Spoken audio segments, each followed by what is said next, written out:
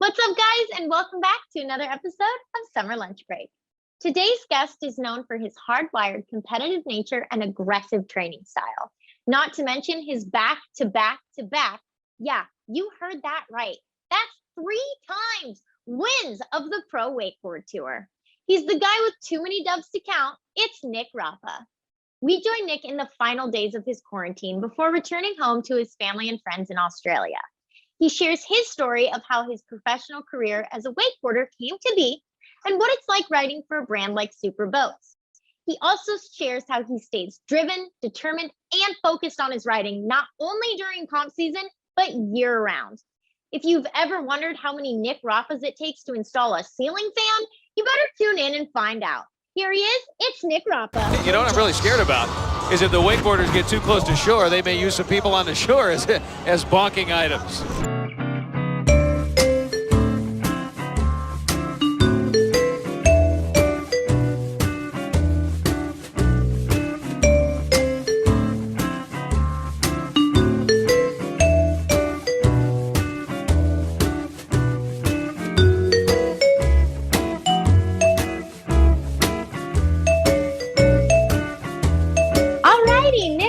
Welcome to Summer Lunch Break. What's happening? Thank you for having me. I appreciate it. We are so excited you're here. Hopefully we are keeping you entertained while you are stuck in a box. Yeah. It's I guess for those that don't know, I've been posting a couple of Insta stories, but I'm in the hotel quarantine in Sydney, Australia, and I have 2 days to go now, but I have been here for the best part of 2 weeks. So it does get very tough. You kind of are alone with your thoughts a lot. So I try and call a lot of friends. I brought my Xbox here from America and I guess lots and lots of Netflix. So it gets tough, but I'm pretty much at the end, which is an amazing feeling. So good. Well, what's the first thing you're going to do when they let you out? So I don't actually live, I'm in Sydney, in the quarantine right now. I had to fly into Sydney. I live in Queensland, which is the next state up. So I actually have to, as soon as I get out, I have to go to the airport, fly to my state. And then my family will pick me up and yes, then just experience being home and seeing my fiance. And it'll be about 195 days since we've seen each other. Oh my goodness. Counting? So who's counting? No, I know. But no, it'll be pretty exciting. So I'm definitely pumped to get back and see everyone for sure. Well, cool. That's exciting. Yeah. We can see the light at the tunnel, at the end of the tunnel for you. I know. It felt like for a while there wasn't any, but yeah, I'm very, very glad it's finally come. Good. All right, well, let's get rolling. I know it's a different time where you are, but yep. I know that they deliver food, right? That's how it works? Correct. So, yeah. So they deliver 3 meals a day. I have done this quarantine once before and the food was not very good. It was pretty bad. I wouldn't say not edible, but definitely a lot of weird meals that weren't really that enjoyable. This time around the food is amazing. The room is very average. It's pretty small, but I think as long as I've got kind of the things I need, I hired an exercise bike and I've been putting in work on the exercise bike every day. So the food's amazing. So that's really, as long as the food's good and I'm comfortable, that's all that matters. There you go. Well, do you know what's like you're eating the day of, or do you have any idea? So we get a menu nice. the first day we get here, and we have to like give it back with all our choices. You get a list of like maybe 2 lunch choices, 2 dinner choices, and like a same breakfast every day. Okay. So I got that the day I got here, and then I got it again on Sunday night for this week. So gotcha. I basically chose, all the healthy options and what I wanted, and even the chef called me to my room and said, because the first time there was some choices I missed, And he said, "Oh, you didn't put anything down." And I said, "Oh, I'm just looking for healthy options." And he said, "Oh, okay, sweet, no problems. We'll take care of it." So they've been really, really good, Oh, which is wonderful. which is pretty good. So it makes it a little bit easier for sure. Totally, totally. Well, that leads me to the most important question I'm going to ask you today. What's for lunch? I can't remember. You That's what. No, that's what. Because I don't actually get to keep the menu sheet. I have to make my no. selection and give it back. So Mm, it's kind of been a big surprise. But then I get the meal and go, "Oh yeah, I remember choosing that's that," it. but I don't know when it's coming. Oh no. So yeah, I really can't remember. So it's a surprise, which is nice, but it's one Wow. I've already chosen, which is good. The first time I've heard that response to that question. I've done quite a few Yeah, of these now. So throwing me a yeah. So curveball. yeah. So no, I'm not sure, but fingers crossed it's something good. Okay. Yes. Hopefully. Okay. Well, enough about food. Let's get into it. We're here to talk about you. We're going to start Yep. with your backstory, kind of like you do with everybody, because everybody wants to know. So Yep. you're young, you're accomplished. How did you get started wakeboarding? Yeah. So I guess it really starts back before I was born. As funny as that sounds, my mum basically, my parents used to started water skiing, I guess when they were kind of teens, 18 around abouts. And basically my mum water skied while she was pregnant with me all the way up until like 9 months, like basically ready to give birth type deal. And she'd just get up and stand behind the boat, but it was just what she'd do. And I'm born in July, so in Australia that's the middle of winter, and so like it was freezing, and she was still doing Still that. going? So I guess then ever since I was a baby, I've been in the boat on the water. It used to get to a point where when babies don't sleep, my parents would have to, from what they've told me, obviously I can't remember, but they would have to like get me and go and like sit me in the boat for me to fall asleep just while it was on the trailer, and then pull me out and then go put me to bed, because Whoa. that's like, so I've just always been in boats and on the water. Now fast forward a couple of years, I started water skiing when I was 3 years old. I was on a single ski by the time I was 4 years old, just cruising, just carving around. And I guess I tried wakeboarding, fast forward again, for the first time when I was 12 years old, and I hated it. I didn't like it at all. I What? kept wanting to turn forwards, and like, what is this? Like, I like water skiing better. A lot of the boys that lived in the street I lived in at the time wanted to wakeboard. They were going through like that wakeboarding phase where instead of skiing, it's like they want to go out in the boat and wakeboard now. So Yeah. we would all go out like in the school holidays and stuff like that. And instead of them wanting to ski, it was like I was the odd one out, because they wanted to wakeboard. So it was like, okay, like I'll try it again.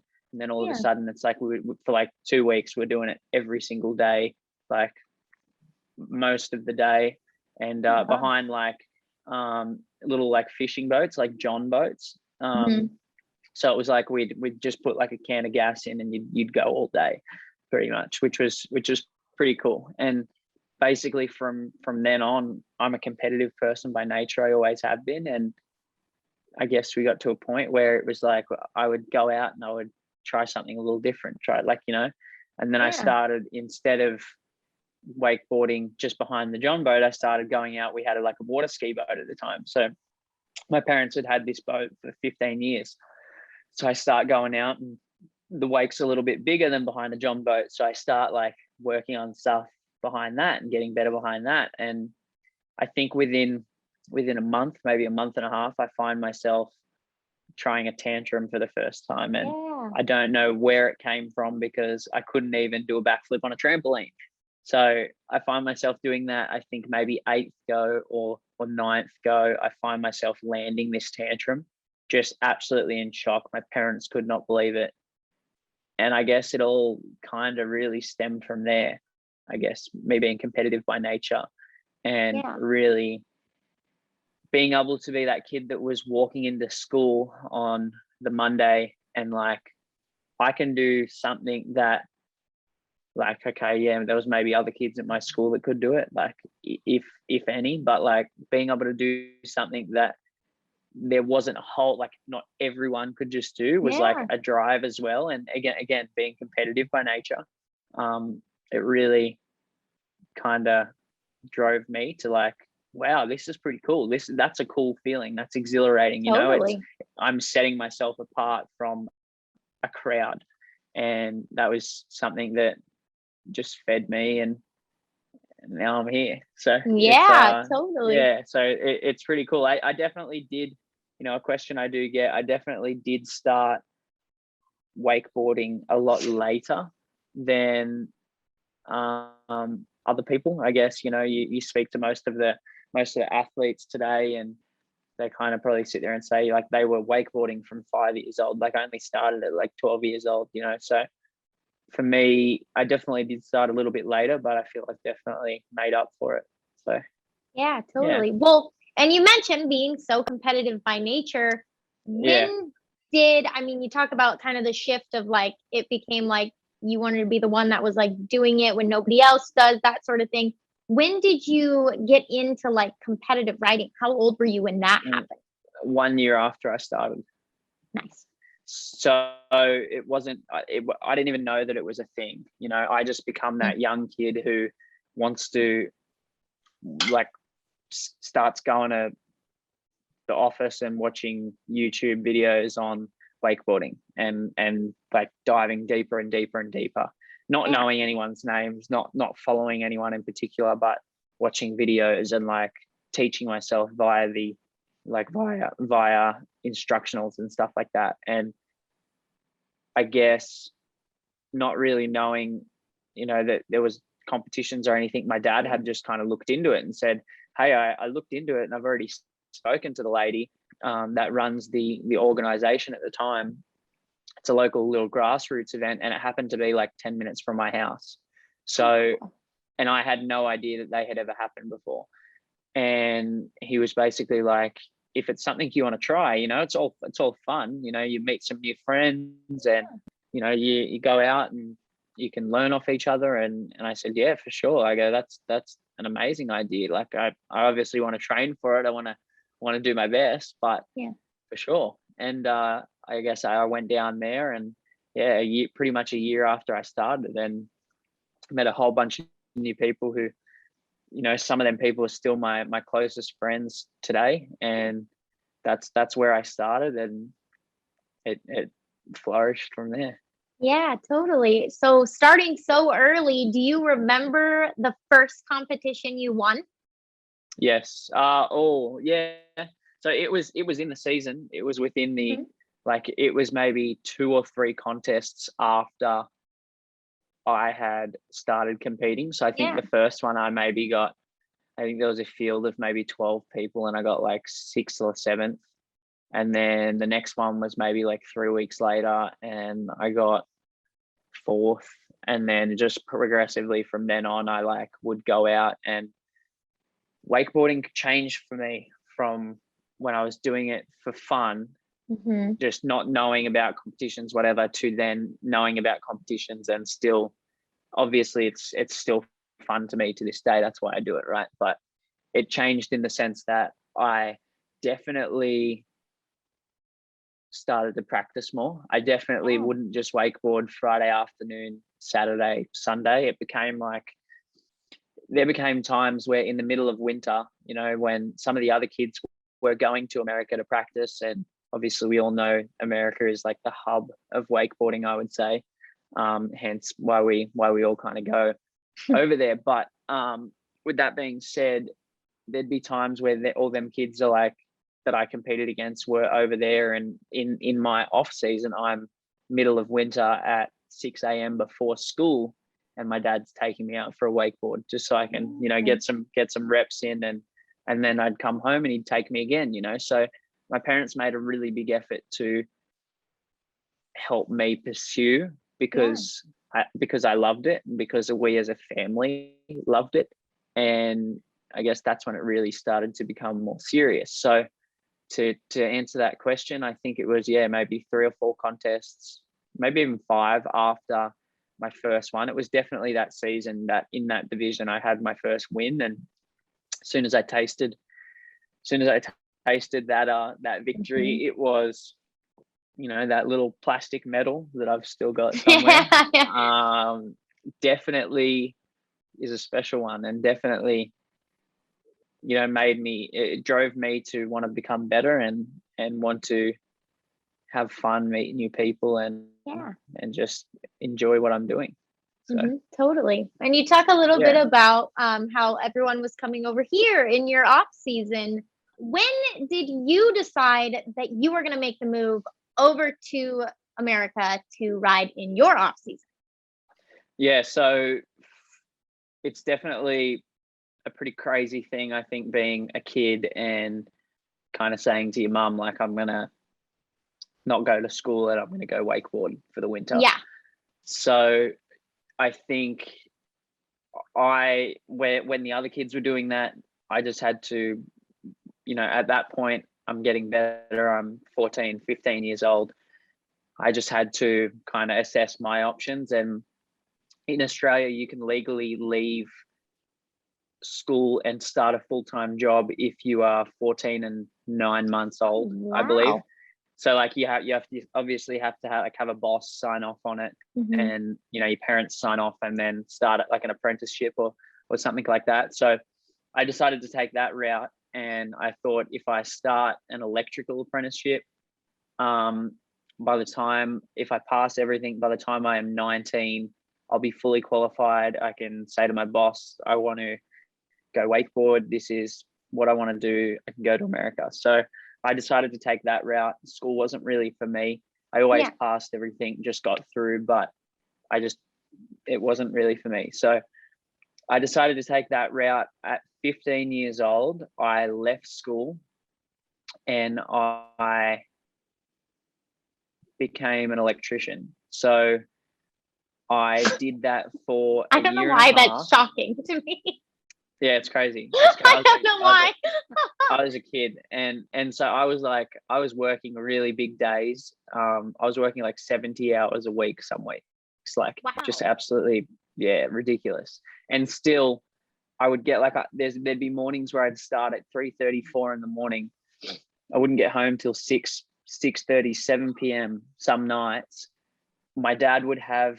I was fortunate enough we lived on the river, so my dad would have the boat waiting on the boat ramp, because we had our own boat ramp, and like full of ballast ready to go. He'd have swim shorts ready. I'd quickly kick my work boots off, I'd do one, my contest pass up, back, and up and back again if I was lucky with the light, and basically then come in, help him pull the boat out, wipe the boat, run up, eat dinner that my mum had already made. At that point, my mum's already in bed. I didn't get to see her.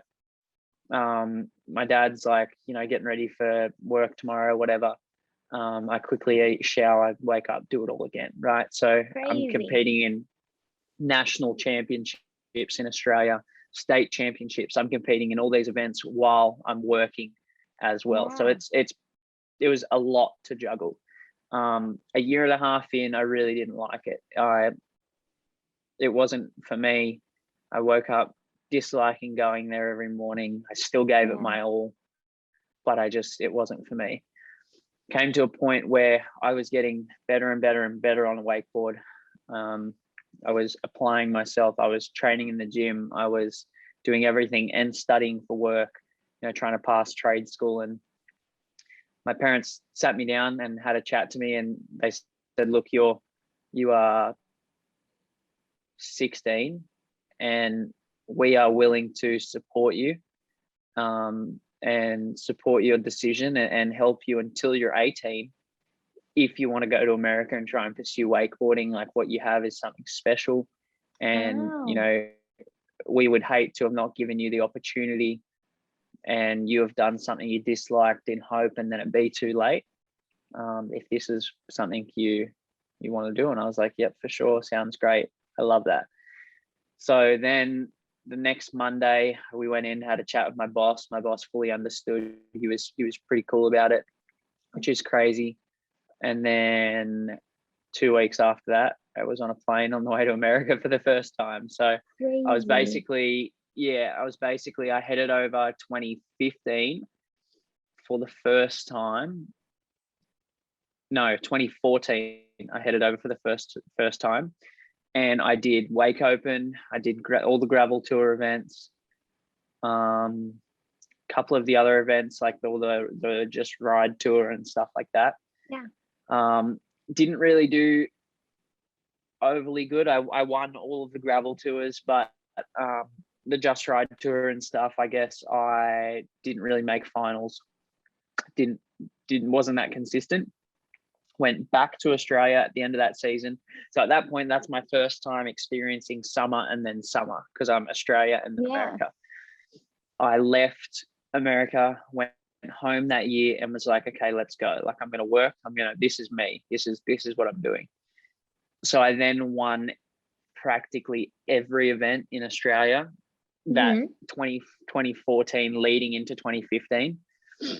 And then I came to America and won every event in juniors practically. So I was overall Malibu Tour champion, overall Nautique Wake Series champion. I won the nationals. I won the worlds. I won the IWWF worlds that year as well. Like, I won everything. So that was my junior pro year, 2015. And then it was at that point that it's like, okay, like, this is what I'm doing now. I'd practically done 4 back-to-back wakeboard seasons in 2 years.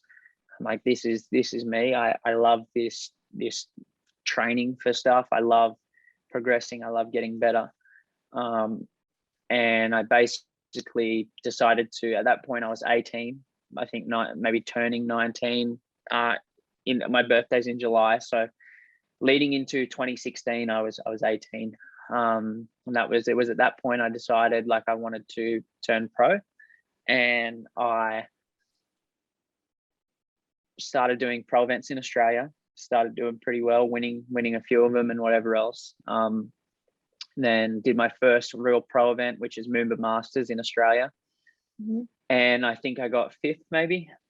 And then I came to America 2016, my rookie year. Struggled to find my feet, I'd say, for 3 or 4 events. I got I think I got 4th at maybe 3 or 4 events. And then it was actually, it's pretty special because my birthday, 2016, my birthday, we had a pro tour stop and I made my first ever pro podium. So I got 3rd. That was my first ever podium in a big a main pro event. Yeah. And so who were you up there with? Who were you up on the podium? On the podium? Yeah. I want to say Mike Dowdy won. Tony Iacone maybe got 2nd, and I got 3rd. Nice. So it was a moment I won't ever forget. Yeah. And then basically it took off from there. Like, at that point, it's like you go from grinding and working really hard and not knowing if you are able to fund how the sport, you being able to travel to every event. I was fortunate enough that every bit of money I made when I was an electrician, I saved. So like I was doing sweet, and I could afford to ride a lot, and I wasn't living day to day with food and things like that. So I was pretty good in that sense. But the feeling of then getting your first check sent to you from the Pro Wakeboard Tour in the mail, and you're actually like, it's got your name on it, and it's like, okay, we're not just spending money to go to these events to pay an entry fee to not make money back. It's like, it's pretty cool. So I mean, rewind a little bit, I was grateful to qualify for the Pro Tour and everything. My dad was in America and watched me qualify for the tour, and it was amazing. So I mean, fast forward again. So that's a really cool feeling in itself. And it's at that point that I know this is what I'm supposed to be doing. That was the right decision, throwing in my job to come and do this. And I guess it took off from there. I got some solid sponsors behind me, and I want to ask, when you got that first check, did it ever, you worked as an electrician, you saved your money, you did that up early to bed late sort of thing. Did wakeboarding ever start to feel like a job? No, it still No. doesn't. To this day, like there's aspects of it. So there's aspects where I don't want to look at it like a job, because if I look at it like a job, it becomes repetitive. It becomes not fun to me. With that being said, I'm fortunate enough. I've been able to buy a couple of properties and I've been able to, do things because I've managed to work really hard and do pretty well for myself. So with that being said, I think there are aspects where I do have to look at it like, and I don't like the broad term as a job, because to me that takes the fun out of it. But I do look at it like I put the work into it like I would be if I still was an electrician or something like that. So I think with that being said, main thing for me is fun, keeping it fun, and everything I do, I enjoy the way I wakeboard, and that's what's fun to me. It might not be fun to everyone else. That's what's fun to me, and that's what I enjoy doing. So I'm going to do it that way.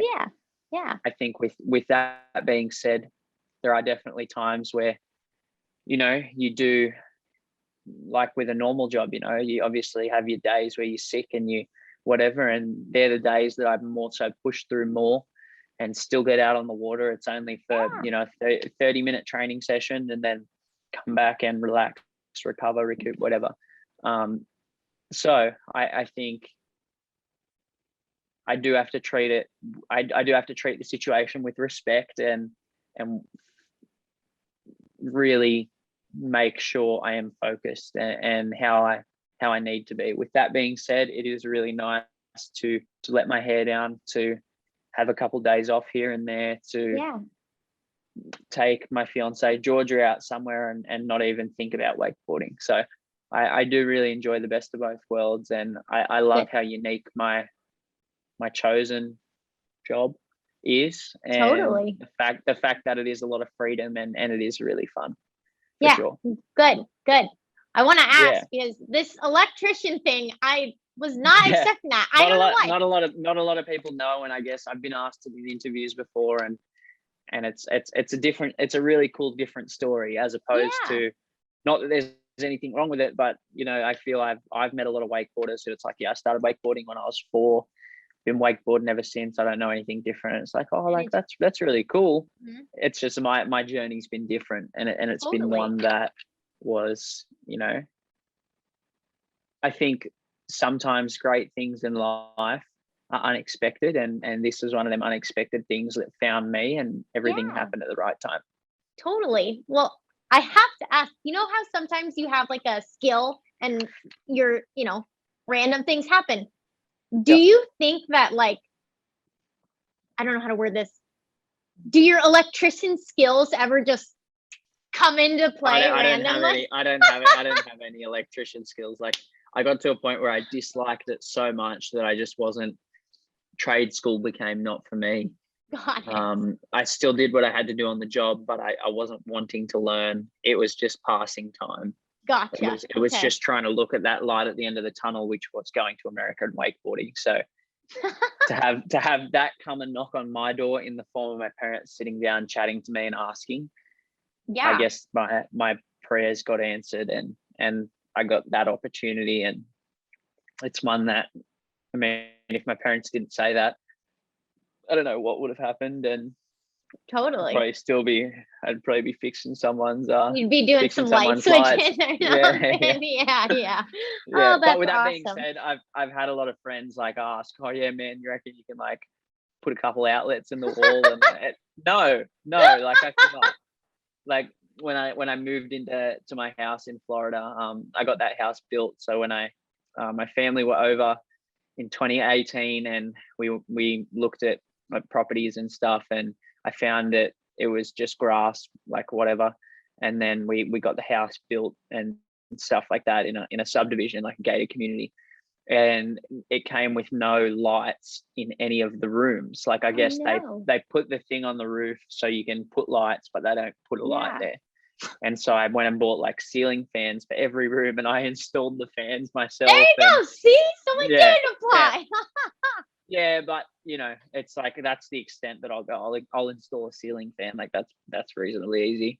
You know, flick up a tutorial, and you know, you'll be sweet. But I don't do it for anyone else. If I burn my own house down, that's on me. I'm not taking responsibility. God, maybe way down the line when you're old and gray and your knees don't work anymore, maybe you can get into the ceiling fan business. Maybe we'll see how we go. Probably not, but for the sake of this interview, maybe. Yeah. Okay, sorry, I got a little off track. I really needed to ask. I really had to know. So yeah, no problem. You kind of capped off what we were talking about a second ago with getting some sponsors and kind of starting to collect money. I definitely want to touch on your relationship with Supraboats because we're a dealer here. We obviously love Supra. I'd like to know, what it's been like working with them, being an athlete for them, kind of how you got started, just the whole story there would be so cool to hear. Yeah, so it actually goes back to the first Pro Tour stop. So when I qualified for the Pro Wakeboard Tour, May of 2016 or June of 2016, my dad was there. And I guess I used to ride a lot, train a lot in America with Trevor Hansen. And Trevor Hansen had spoken to Rick Tinker, who's one of the owners of Supra, and basically, chatted about me, just had a chat and told him who I was. And I didn't even know Trevor was doing that. And then Rick came up to me and my dad at the first stop and had a chat to us and said, look, we'd after seeing you this weekend, especially, I had just qualified for the Pro Wakeboard Tour. I was the rookie on tour. We'd love to try and chat to you guys, see where your head's at, and see, what your plans and your future is looking like. And we basically said, that sounds amazing, that sounds great. Right now, I had made the decision that I just wanted to more so focus on my upcoming year of competition, and just not let that happen right then and there. Not just be so quick to jump at something and put my mind off track and fall into like now I'm sponsored by these guys, I can relax a little. Like I got stuff to prove. I'm a man on the mission. Totally. So throughout the year, we, event after event, I had basically just, been getting better results, podium on the Pro Tour, third place at Nationals, second place at this, second place at this, second place at the Pro Tour. So like I very quickly started then making podiums. Got very close to winning a couple events, couldn't quite do it in my rookie year, but very, very close. And so I want to say it was Surf Expo 2016. So around the September time, we had already spoken to Rick. We'd reached back out. The season had kind of died down. We had planned to meet him at Surf Expo, and my mum and dad were over from Australia. They basically come over like twice a year before COVID stuff. And we had planned to sit down and meet with Rick and the team, and we basically put a deal together. And from September of 2016 to now, we're in 2021. So it's been an amazing journey with Supra. I think I've just had my 5th boat in America with Supra.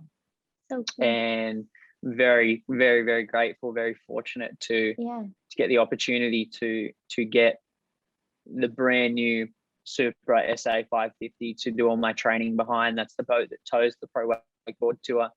It definitely keeps me learning new tricks. It keeps me sharp. It's the best boat in the industry, and the best boat for me to learn, to practice, to hone in on my skills type of deal. And so for starters, huge thank you to Supra for that. And I think the organization that they are involved with, the Pro Wakeboard Tour, I think Supra do an amazing job of. I think Supra are one of the companies in the industry that are very passionate about the riders, Totally. very passionate about our futures and pushing the sport, growing the sport, whether it be wakeboarding, wake surfing, or getting out on the water in general. And one thing that I felt with Supra aligned with what I believe in is having fun and getting out on the water and having fun and getting new people onto the water. So signing with Supra was an absolute no-brainer. I've been with them for 5 years so far. Awesome. Hopefully with them for the rest of my career, no doubt.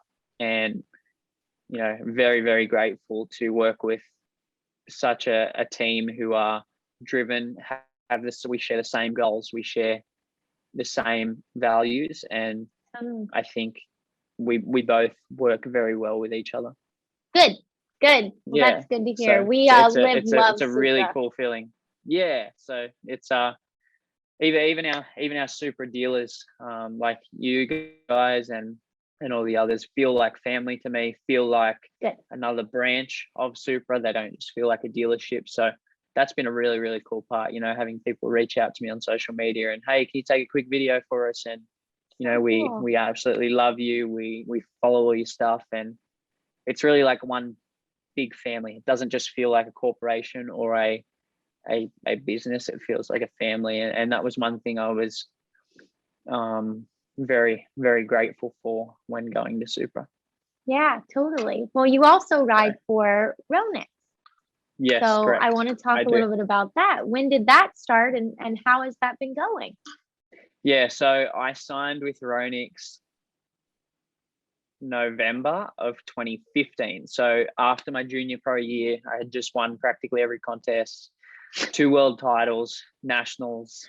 It was just the beginning. It was really just the beginning of, this is what I'm supposed to be doing. This is what needs to happen for me from here on out. I need to start treating this like, you know, something I was already 110%. I needed to be 150%. So I was fortunate enough that I had a pretty good relationship with Stu Wilson from Ronix Australia, and basically had called Stu and said, look, this is what I want to do. This is what I believe in. You know, I'd love the opportunity, and Stu was right on board straight away. So I think going into my rookie year in America, being on board with Ronix was an amazing feeling, you know, going from watching Parks and Danny and Eric Ruck and Chad Yeah.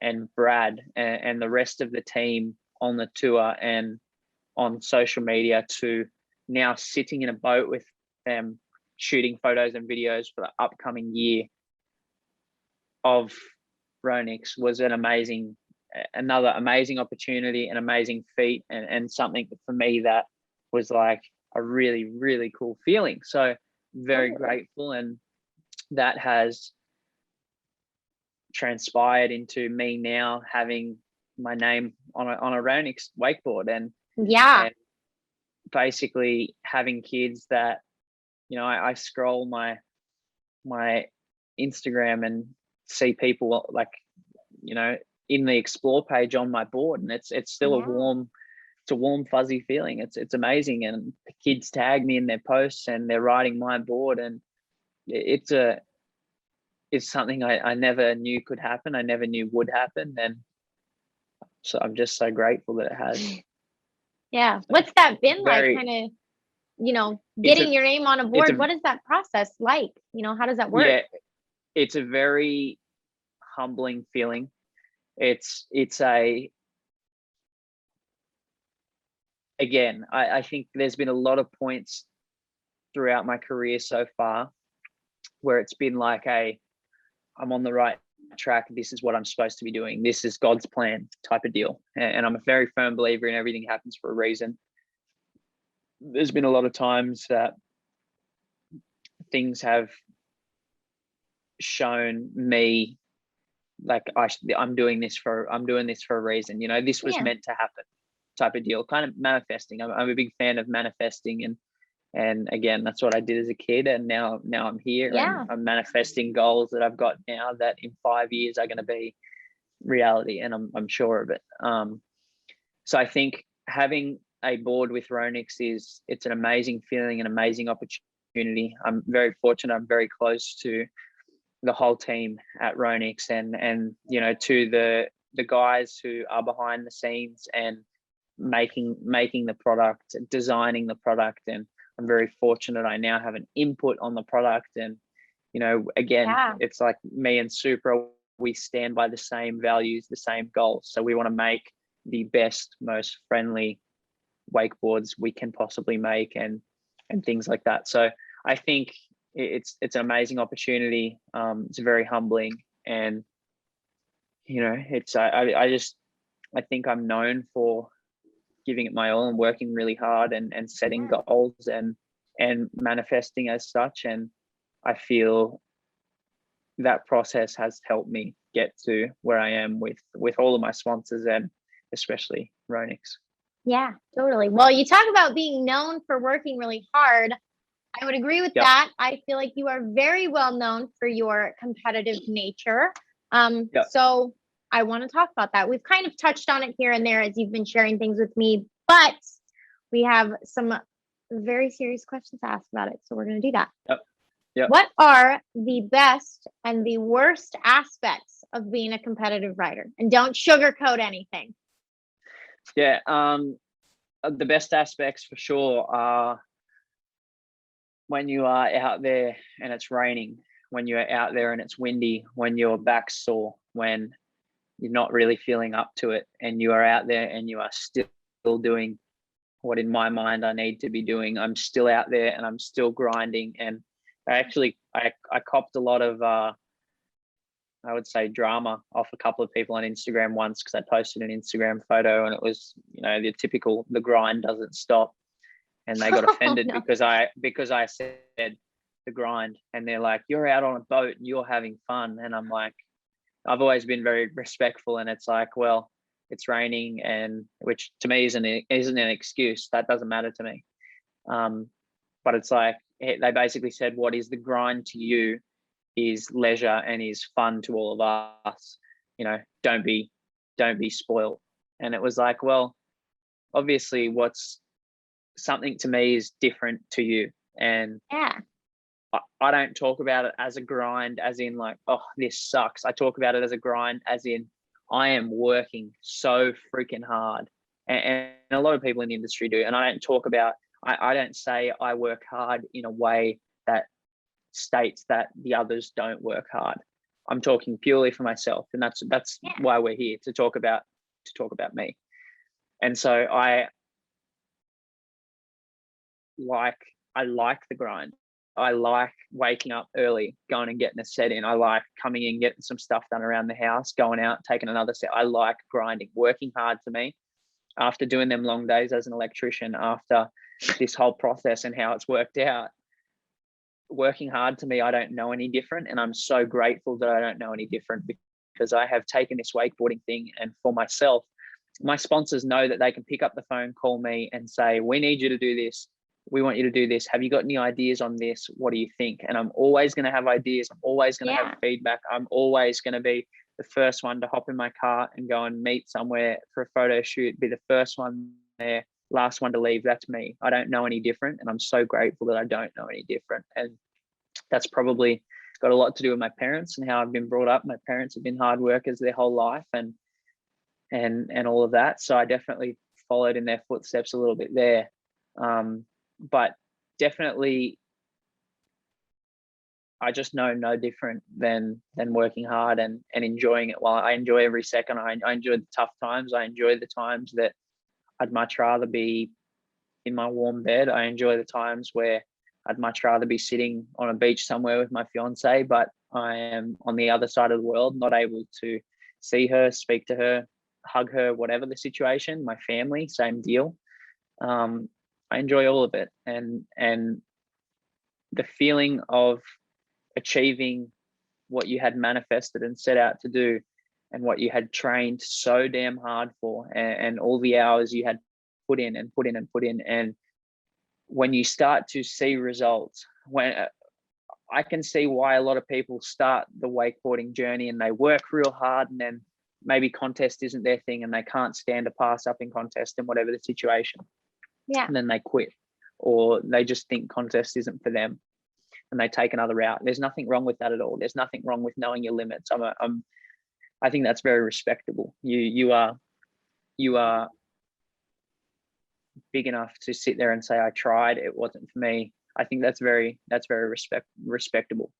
But I think for me, knowing I've set this plan for myself, I'm ticking goals off of this list.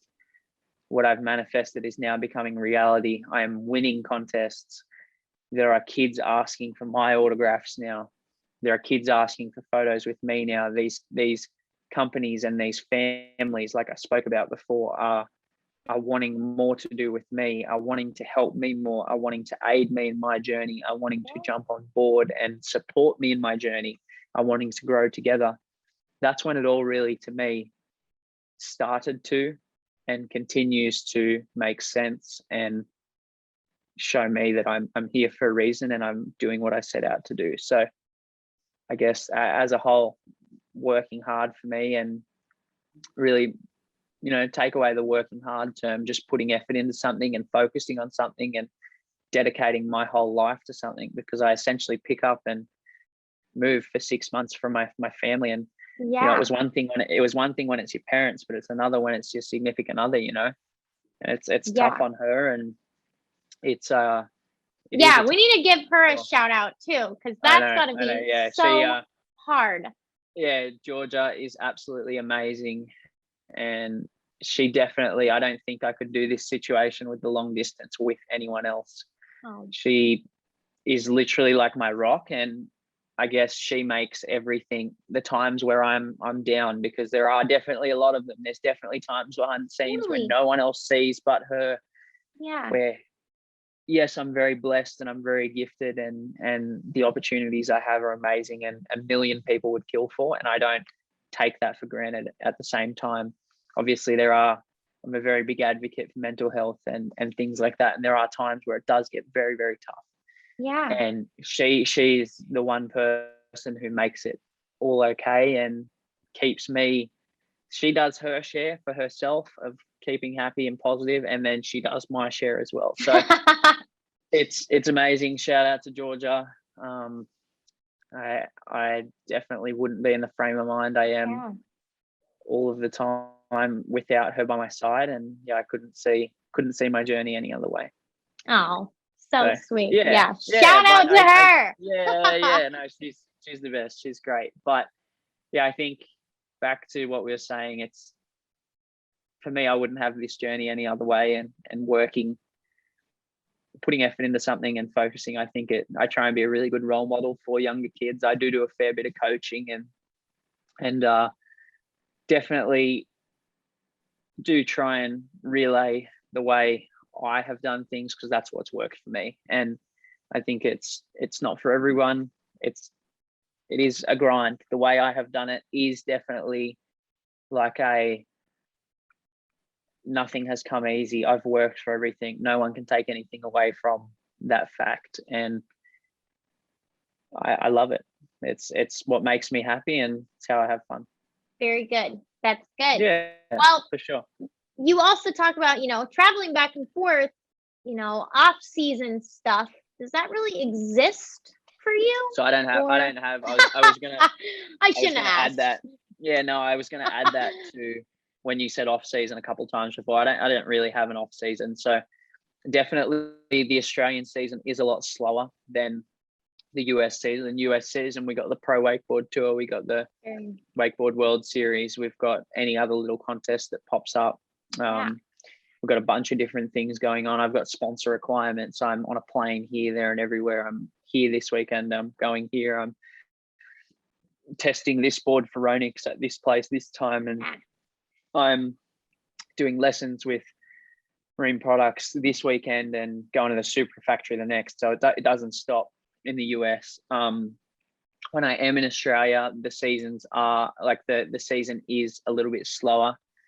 I don't compete as much. I've probably only got 2 or 3 contests. Mhm. I am more about giving back when I'm in Australia. And Cool. obviously I need to be a little bit selfish. I need to take a little bit of time away from the sport and spend it with my family, spend it with Georgia. Yeah. But I think with that being said, I do enjoy going to the grassroots events and, you know, showing my face and helping out and supporting, because that's where I started. So that's still very important to me, and I'll forever be that person. I'll forever be one to really get out into the community as such and try and give back in the best way I can, whether it just be going down and helping drive at a contest for a couple of hours, or Yeah. you know, just hanging out with some kids and some little kids that are nervous before they're about to step on the dock for their first contest, you know, giving them a couple words of encouragement, because that's what I needed when I started. Totally. So my Australian season is a bit slower, but it's fun in different ways. It's busy in different ways. So they're definitely, it's a good mix for sure. Okay. And would you say that not having an off season is super beneficial, or I no? think it's amazing. Yeah, I definitely look. I've been in a hotel room for 2 weeks right now, so that's a forced 2 weeks off. That's me sleeping not a lot of the day. Catching I up don't on sleep- all the lost I don't sleep. sleep all day, but I definitely catch up on sleep. My body recovers. It's nice to not strain my body. It's nice to just stretch and to eat food. And not that I don't eat food, but it's nice. Like, it's nice to just feel like I don't have to do anything, like I don't have requirements. Obviously, I've still been doing meetings, I've still been doing computer work, I've still been doing so much stuff, but it's nice in a different way. Because I can't wakeboard, it forces me to relax a little bit more, which is really nice. So within saying that, I try not to take too much time away from riding. I get back on Monday, and I think I've got 4 days, and then we are going on a family holiday. My mum, dad, me, and Georgia. So just 4 days away, and I think it's going to be really, really cool. It's a place we've wanted to go for a long time, and Nice. I think I'm going to get back from there, which will be in about 2 weeks, and I really want to get back on the board. I want to start working on new things. I've always got ideas. I've always got things in mind. I've got a really good crew of people to ride with where I live, and they're all my close buddies, and I can't wait to get back in the boat with them, because I haven't seen them in 6 months, and Totally. it's going to be really fun. So I think my focus doesn't shift. It just picks up in other places, and it's just different. Yeah, totally. Yeah. Well, that's a lot different for a lot of other people, because a lot of the people living over here, or guys on the West Coast, it's like they're kind of forced to take an off season because they don't really have the option of bouncing back and forth, which is wild.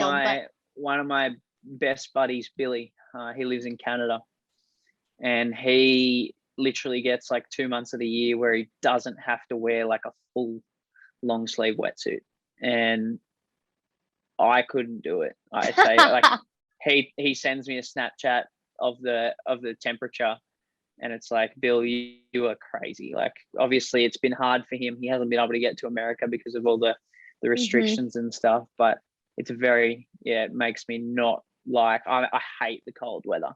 So it makes me Okay. not like that at all. Like, I haven't, now since I've been doing this, I haven't seen a winter since I was 16.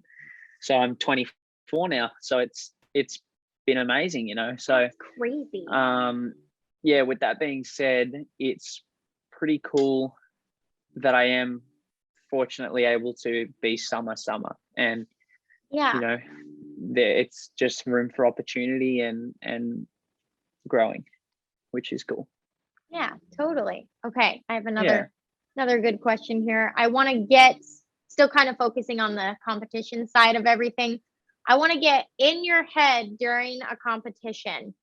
Would you say, or I guess first I want to ask kind of, what are the thoughts that are going through there? Like, are we really, really calculated and really, really focused? Or would you say you've got a little bit of crazy and you're really good at keeping it together? I think a mix of both of them answers for sure. Like, I'm definitely pretty calculated, and I've manifested a goal. I've manifested a ending. I've I've set myself these levels of like, I get to this point, okay, that's the first part of the end goal ticked off, okay, that's this part. So definitely very calculated. I think my mind has to be like a calculator, right? Like that's how I've been able to achieve what I've achieved so far. So for me, it's definitely a big thing to have been able to zone in on that being one of my strong points. And I think with that being said as well, you know, there are times where you do have to be like very confident, and you do have to be a little bit crazy, and you do have to you know, make moves and do what has to be done. So I think it's a mix of both for sure. I definitely say when I'm on the start dock, I'm probably a guy who's a lot more quiet, just watching. I'm just analyzing. There's definitely guys who are joking, they're giggling, they're pushing each other into the water, and it's like I just walk around a lot. Like, I just keep moving. I hate just sitting like stagnant and then, you know, feeling like I'm, you know, so I'm definitely, it's not pacing around by all means. It's not pacing stress. Okay. Definitely not stressed, but more so just like I walk around a lot. I speak to people. I watch the competitors. And then when it comes to me, I kind of look at what's been done, look at what I have to do, set my run accordingly, and go from there. So I think it's paid off for me. It's how, once I figured out how to do that within contest riding, it all became not easier, but it all started to click is I think the right words to say, and it all started to make sense. It all started to, you know, I do these tricks out behind my boat with my mum, my dad, with Georgia, with my riding buddies in the boat. Why can't I do them when I want to do them at a contest? And, you know, just because there's a couple thousand extra people watching or whatever the situation, whether it be online or in a normal event, no reason I can't do it when I want to do it as well. So once I zoned in and got that aspect of my mental state and my wakeboarding figured out, I started to have a lot more fun with it as well, because it made sense. It started to work out. Yeah. Do you know, there's got to be a lot of pressure, not only from the thousands of people watching, but on yourself too, and from within.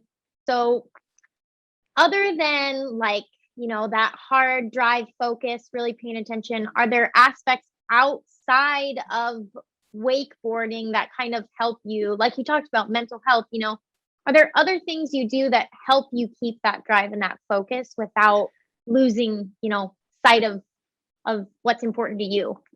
Yeah, of course. Obviously, look, I wouldn't say there's pressure from my sponsors, but there's a pressure I put on myself. Oh, totally. Sponsor related, because it's like I want to perform. If I tell Supraboats I'm going to win the tour again this year, I want to win the tour again this year. So I put a pressure on myself, but it's a good pressure. It's a don't get caught slacking type of pressure. It's a pressure for me that I feel is needed, and it helps me achieve what I want to achieve. So I think as a whole, I don't necessarily put pressure in the point of like I'm pushed into a corner, because it happens very often where two people throw down a really good run, or three people throw down a really good run, and it's a heat of four people and it's only top two go through. Or there's been a couple of situations where it's top one go through. So like I'm last off the dock most of the time, and that's good because you get to watch, and I analyze and like, okay, he did this. I know I just have to do this, this, and this. I'll be sweet. I know that I can do it in any condition, but it's more favorable for me to do it here and then do this trick here because the wind is blowing this way. Like I definitely analyze the whole thing. But I think having a really good mental headspace, I think 2021, I have noticed, and I say to my closest buddies and my family and my fiance a lot, 2021, I've noticed has been a year for people to stand up and talk about mental health a lot more. And I'm not sponsored by any mental health people. I'm not. This is just something that I think stands very, very close to me. And it's when you sit down and analyze, I think mental health, it's like, I can't sit there and tell what's going on in your head if you don't tell me. I can't read your mind. You can't read my mind. From the outside looking in, I could be the happiest, bubbliest. Wow, that kid's got everything. He works damn hard, and I could be so unhappy. I'm not saying I am. I'm just using that as an example. Yeah. So I think mental health is very scary, and I think I just want to take, the opportunity. I've got a bit of a platform, and obviously this is part of that platform. Just it's not weak to speak, and don't be afraid to ask your friends how they're doing, and is everything okay? And sometimes you can still ask, is everything okay? And you get an answer like, yeah, that sounds fine, and it's still not. So I think it's really nice to ask if your friends are doing okay, and even if they're not your friends, sometimes asking a stranger how they're doing makes their day and makes them feel wanted and loved and special. So I think, again, we're in a sport where it is so friendly, it is so family friendly, and it is you can't, I mean, you can at a cable kind of, but wakeboarding behind the boat, for me, you can't do alone. I can't drive the boat. I can't be the spotter or the observer. I can't be weighting the boat. I can't ride all at the same time. So I need a crew to do that. And that brings us all closer. We've all got the same goals. Or my dad just loves, having his buddies, and my mum, and watching me ride. My fiance loves to watch me ride. And, it's cool. It's a cool feeling. It's a loving, fun feeling. So yeah, just for a quick second there, like, don't be afraid to speak out to your friends and ask if they're doing okay. But I think back to the point, I think mental health is pretty big within what I do. Not only adding the long distance relationship and, away from the fam and whatever into it, which I've put that all on myself. I don't want anyone to feel sorry for me. That's a decision I've made. I don't need Hey, sympathy. it's still hard. It's very hard. I want to make that clear, though. I don't need sympathy. I don't mention it to get a pat on the back or anything. That's a decision I've made, and I'm willing to live with that decision. But to keep a good mental state, to keep this is all happening, this is all part of the plan, this is all part of the process type of mentality is one that, for me, I find that easier to do than some others. I find that a lot easier done than it probably is said. I know the usual term is a lot easier said than done, but I just find that very easy to zone in and make that happen. I think when you have such positive people in your life who are there supporting you, and all of them kind of things click, and that puzzle pieces all join, you can see the whole puzzle, and that's where it's at for me and in my head. So that's very important. And I think you even if as an athlete, as someone who is coming up, as people in general, if you need to go and speak to someone about trying to unlock little things in your head, or speaking to someone about mental health or things that are going on, it's very healthy to do so. You shouldn't feel bad for feeling you need to speak to people, or therapist, or a mental coach, or like a sports psychologist or something. I know many people who do that, who swear by it. I'm just, I guess, fortunate that I've just been able to zone in and do that myself. I do mental exercises myself, and it's worked for me so far. So as a whole, I'm very happy with what I do. I'm very happy with the people I surround myself around. I have lots of positive, influential, happy, appreciative people around me, and I think it's all these puzzle pieces that show the full picture. Yeah, very nice. Very nice. Yes, it is. I mean, when you're in a sport and sometimes it feels like the only person in control of you winning and walking home with the check or the title or whatever, it all comes down on you. I think it is important that we are addressing that it's hard sometimes, and it's okay that it's Yep. hard, and it's good to talk to Yep. others and work with people, because it is a small, tight-knit community, which is why I love wakeboarding and just the wake industry as a whole. It's so awesome that everybody gets to know each other, and it's rad to I me. So I feel the biggest thing sometimes is people take on too much weight on their shoulders, and they try and control the uncontrollable, and they try and, speaking from a contest perspective, it's like it's me against me out there. I'm very confident it's me against me. yeah, It's my body, my physical against my mind. Once I interlock the two and let them work alongside each other as opposed to butting head to head, it's like it all makes sense. It all just falls into place for me. So totally. yeah, I think just, you can look healthy and physically fit on the outside and be unhealthy and not healthy on the inside type of deal. So it is a very, in more ways than one, I think it's very, very good to express that and to speak to people, for sure. Totally. Yeah. Very important. So I want to, yeah. as we're talking about, competition and winning and all sorts of stuff like that, and 2021 Pro Wakeboard Tour, that was kind of awesome for you. So I would like to talk about, from traveling, training, everything in between. What was the 2021 Pro Tour like for you?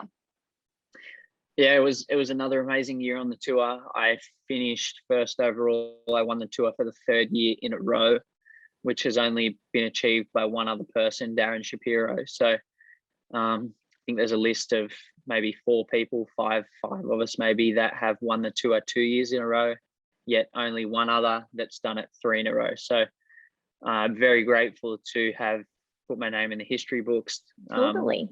Yet again with something that I've achieved. And I think it was another amazing year on tour. It was great to have fans back at events, great to have live events back. Yeah.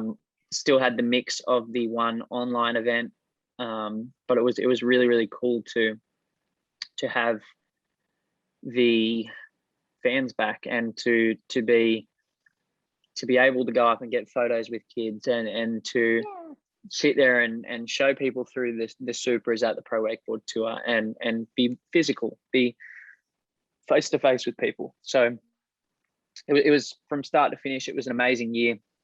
Good. I podiumed in every event, won a couple events, and it was a really, really fun year. So I'm definitely looking forward to more, and hats off to Supra for doing an amazing job yet again and making us athletes feel the way we should at wakeboard events, which I think now doesn't happen very often. So I'm very grateful that the Pro Tour is around and that Supra are the title sponsor for the Pro Wakeboard Tour. Yeah, totally. Well, you've defended your title for 3 years in a row. Would you say that you're getting a little comfortable? Not at all. Again, I know. I'm always, I'm always trying to think outside the box, and I'm always, I wouldn't be where I am today and have achieved some of the things I've achieved if I was just sitting and being comfortable with the feet up. So I'm always, outside looking in, it might look like I'm sitting here in a hotel room, not doing anything, but I'm plotting, I'm scheming, I'm working on new ideas. I'm working on things in the background that are going to push me to that next level and that are going to aid me in defending that title for a 4th time. It's something to me that's really important to keep evolving. I think there's a stigma around, getting to the 25, 26 years old in the sport and not being as good as you used to be. And if I'm being honest, I think if there's a wakeboarder who can competitively behind the boat change that stigma and break that, it's probably going to be me. That's a big goal of mine. It has been to be competitive for as long as I want to be competitive, and I'm doing a pretty okay job of that so far. It seems to be going well. Yeah. yeah. So look, again, I am only 24. I'm nowhere near peaking. I am getting better and better every time I step on a wakeboard, every time I compete. learning lots of things, learning lots of life lessons, learning. I think it's very important that you just don't stop learning, you know, and you just don't stay stagnant. You meet new people, you network, you learn on and off the water. Like, that's very important to me. So I'm definitely always just trying to think outside the box and plan the next move and have ideas. I think that's very important. Totally. Yeah. Well, Yeah. what, you know, during the pro tour, kind of touched on this. You didn't really want to tell me about the bad of competitive riding, but I'm going to ask you about some kind of like that again. Yeah. The most challenging part of that pro tour, if you could go back and change anything that you did, a trick, you know, the shorts you were wearing, like anything, if you could go back and change it, what would it be? Yeah, look, there's always going to be situations like that, but I force myself not to think about them, because I can be so in my own head, and I should have, I would have, I could have, but I didn't do this or I didn't do that. So I think that's the first, like the mental thing for me. That's the first step in moving forward, is like, okay, I'm going to leave this here. I'm not going to break myself because I didn't do this. I should have. I can't click a rewind remote and go back and fix it. I'm going to be better for next time. So look, there are definitely a couple things that I did, that I have done. I'm only human. And I would love to have changed. And in my mind, it would have changed the end result, or it would have changed something and made something different. But it didn't work out that way. There's days where I'm going to put in my normal amount of work. I'm going to feel great leading into the event. I'm going to ride great, and it just wasn't my day. And I'm a firm believer in showing credit where credit's due. I don't think it happens enough. I think the industry is definitely filled with a mixed bunch of people who sometimes do not want to show credit where credit's due, and I don't believe in that at all. I think it's a very narrow-minded way to think. And yeah, I just, in particular, no, I can't think of a time, because I've put it out of my mind and I'm already thinking about bigger and better things. So it's definitely tough, contest riding. It's not for everyone, like we've spoken about. But I think the greatest competitors, you know, Michael Jordan in basketball did not win every single basketball match, right? Like, he got past injury, he retired, came back. You know, that's just to name one athlete who's done groundbreaking things. I'm not comparing myself to Michael Jordan, but within that, it's that mindset. It's that champion mentality. You know, I got injured in 2018, something you probably didn't even know. I broke my leg in 2018 in an event. It was off the double up at the end of the event. I still managed to win the event. Had no idea I broke my leg, walked off the dock. I snapped my fibula. So I walked off the dock, got dressed. It was storming, quickly did the podium, drove an RV home, had to go to a photo shoot 3 days later, went to get I couldn't ride, went to get an MRI, turned out I snapped my fibula. So I then spent 2 weeks, I didn't want to let it defeat me. I didn't want to just stay there and play Xbox. So I was like in the gym doing upper body with a big boot on and whatever. 2 weeks and 4 days after I broke my leg, I got back on a wakeboard for the first time and just stood behind the boat. 2 days after that, I started doing, you know, little surface 180s. I like relearned how to manage it. I finished out the rest of my season with a broken leg, got second overall on the Pro Wakeboard Tour for 2018. So that to me is like a feat that it sucked. I was leading the Wakeboard World Series when I broke it, and the Pro Tour when I broke it, and I broke my leg, and in turn for that, like, I only got second overall at the end of it, but I competed with a broken leg. Not many people can say they've done that, and that's my mindset. That is me pushing myself, and you know, I think that's important. It's important to learn.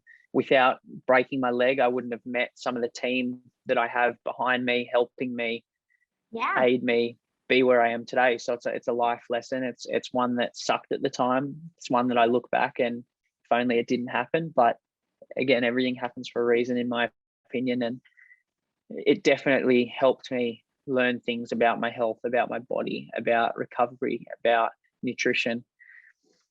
And it's been an aid in helping me get to where I am today. So I think with that being said, look, there's always going to be negative times. There's always going to be down times. There's always going to be your moments where you wish you could have done something different. I think it's not harping on them situations, and it's not about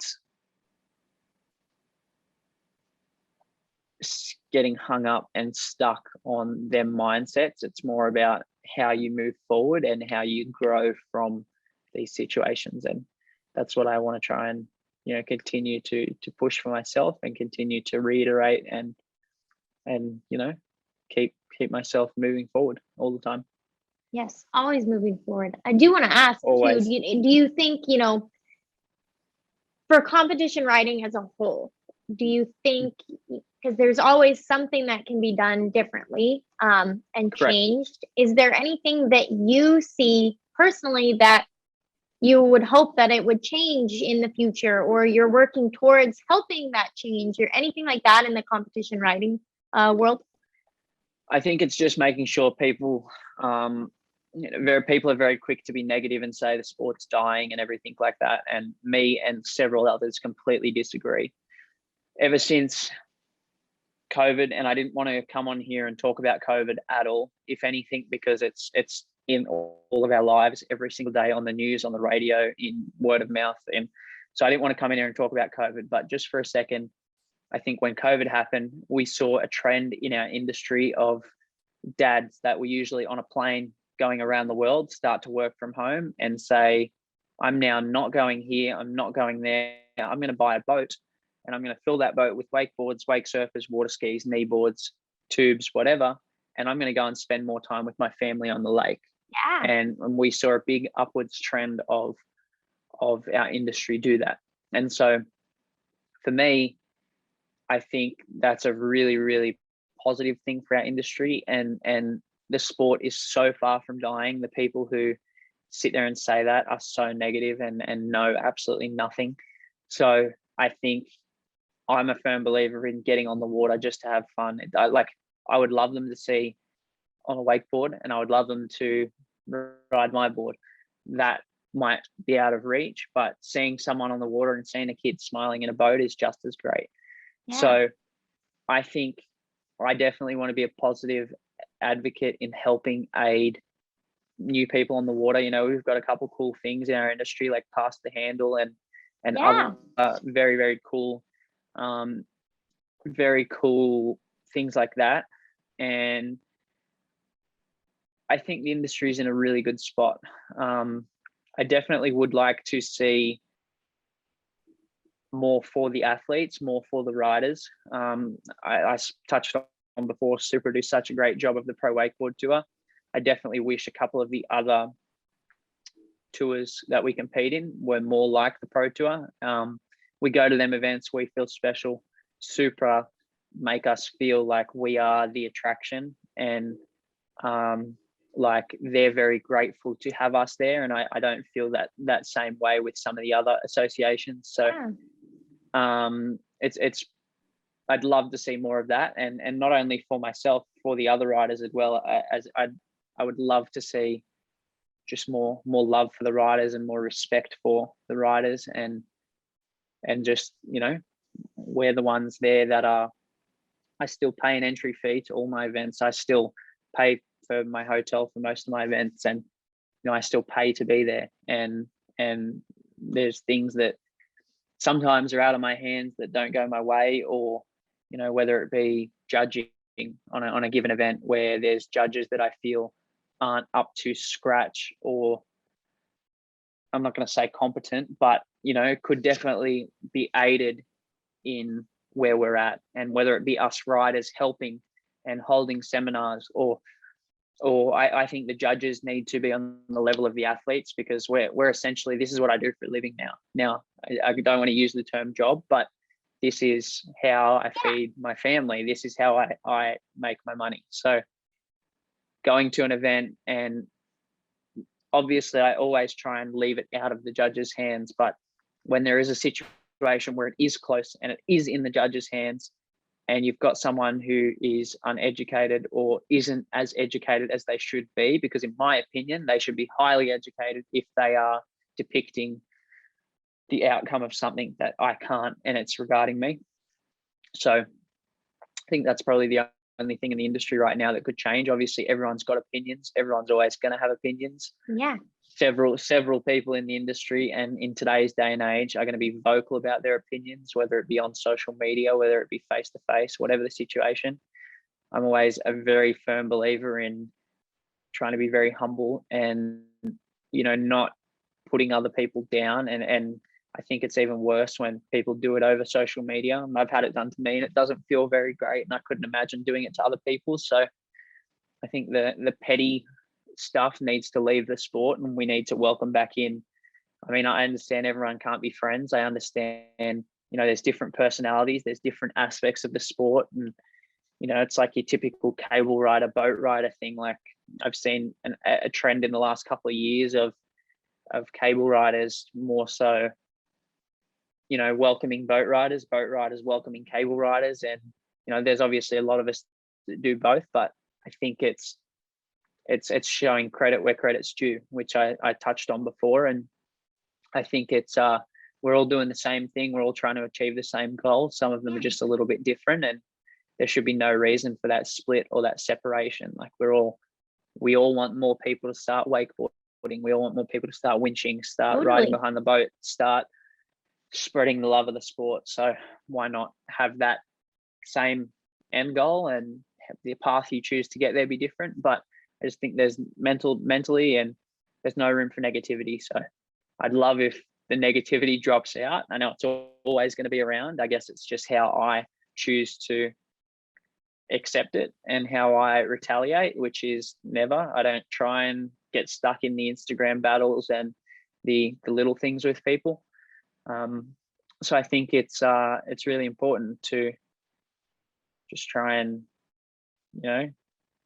do what we can for the sport and for the kids that are 7 years old and 5 years old and just starting right now, or the 12-year-olds who are, just getting on a wakeboard for the first time and about to be electricians and probably be on the same journey I am. Like if I can make that easier for them and give these 1 in a million kids like I was the opportunity to do what I have done, or to get the opportunity to get to America for the first time, like I want to do everything I can to help that. So that's kind of my only thing. I try and be really positive. I try and keep a positive outlook, and that's what's really important to me at this point. Yeah, totally. I think, we've touched on it a few times while we've been talking, but just how many people have gotten into the sport has been so wonderful this year. It's amazing. It's really, really cool. Yeah, it's one of the great things that has come out of kind of this really weird, not so great time. So it's good that, we can focus on those sort of things and really push people to, maybe you want to be an electrician right now, but that's probably going to change a little while later. Maybe mom and dad just want to both. Maybe you're stuck wakeboarding and then like you really just want to be an electrician. Exactly. But, yeah. I doubt that completely. But yeah, no, it's very important to, we are very lucky. We are fortunate that we are one of the industries that hasn't fallen apart, and companies have had to, cut people. And, at one point I was nervous because of my situation with these companies. These companies were uncertain. Obviously it puts uncertainty onto me, right? Yeah. So I wanted to work even harder. I wanted to prove that I'm a valid piece of the puzzle to them. And, we're fortunate enough that we've been in an industry that has flourished throughout this situation. And, it has been one that we've grown as a community, and we've stepped up as a community, as a water sports community, and done what was needed. So I'm very, very grateful to be around such a good community. And even the people I don't know and whatever, I want to say most of them have the right idea and the right end goal in mind, and it's pretty cool. Yeah, totally. And yeah, the community thing is so awesome. Like I've been really lucky this year. I've got to meet a lot of people in person, which, 2 years ago Yeah. when I started working here, I was like, there's no way, but and we have Yeah, you events just like, see posts on Insta and things like yeah, that. And I mean, I met you for the first time at the Ronix dealer meeting, and yeah, we were looking at the new product, getting a sneak peek at the new product before anyone had ever seen it. And I look to my left, there's Parks Bonifay, there's Eric Ruck, there's Chad Sharp. totally. I look to my right, there's Massey Piffer, Jake Pilote. So it was really cool, and it's often an analogy I'll use, and it's one that I think made sense to me, because I used to sit there and ask these guys for photos when I'd see them at events and things like that. So Yeah. I think an analogy I used to use is like in motocross, if you follow the top guys in motocross, you may go to every one of their races and follow them all around wherever and never get to meet them face to face, never get to hang out, chat, spend 5 minutes, take a photo, ask them what their thoughts are. We're a sport where just me taking that 5 minutes and speaking to a family, like I've got fans for life at that point. Yeah. And I know they're going to support me, and I've been fortunate to get close with some of them. And I guess we shouldn't take that for granted. No. We're a sport where it's pretty amazing to be so small but so big at the same time, and so approachable. Like, I don't understand. There's some people on Instagram who are like rock stars and don't reply to comments and don't reply to people Yeah. and feel, to me, from the outside looking in, I look at it as another fellow like sportsman and sportswoman, and sit there and say, like, there is no reason that that kid that took his time to type and say, yeah, man, that was awesome, that was really cool. Or that dad that said, what speed do you ride? And that girl that goes, what length do you ride? Or that family, there's no reason you shouldn't reply to that. That's them, someone taking time out. Obviously, there's both ends of that spectrum, right? There's you guys who comment, you suck, and like, them Those guys, maybe like, we shouldn't respond to. I just respond with a thumbs up because Yeah, like, everyone's thanks. entitled to their opinion. But I mean, that's like haters are my motivators type of deal, There So you go. I mean, there's very rarely any of them, otherwise they wouldn't follow me. But yeah, it's an industry where we need to just keep binding together, and we need to keep moving forward as one. Yeah, it's so rad, to be able to, like you said, like being up at Radar, it was so cool, half the time you live across the world and then come over to Radar and play Frisbee golf. Like, it's wild. It's just so exactly. fun. It was awesome. Yeah, it's really rad. cool. I still give Mike a lot of crap because I had no idea he was so bad at throwing a Frisbee, but we're working on it for next year. Yeah, he sucked for sure. But he tried. So he did. He gave it his all. Well, I definitely love that we're going to cap it on that note. So thank you so much for sharing everything with us. It's been so inspiring to hear, about your work ethic and everything you put into the sport and everything it gives to you. So thank you again very much for joining us today.